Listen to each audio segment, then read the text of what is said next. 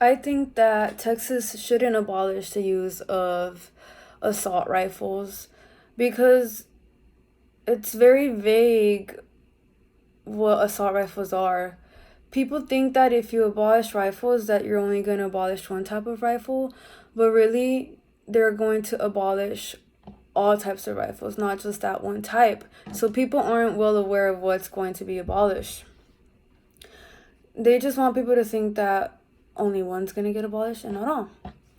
So the definition of assault rifles is all types of rifles, to reiterate what I just said. What they're really trying to do is they're trying to abolish the Second Amendment, which is the right to bear arms. They don't want people to know that they're trying to abolish the Second Amendment. They're not being upfront about it. They know most people will not support getting rid of the Second Amendment. What needs to be done is we need to put gun laws.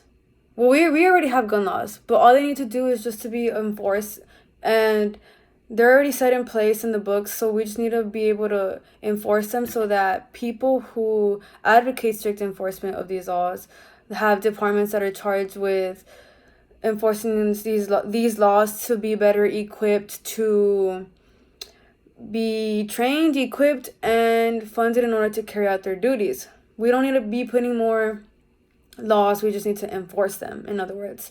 Chicago has the toughest gun control laws in the country, yet they face devastating crime. The reasons are pretty obvious. Guns don't fire themselves off. But let me say something that's obvious but is never acknowledged. Criminals don't obey laws. So what's the point of putting more laws if they're just going to break them regardless? We don't need more laws.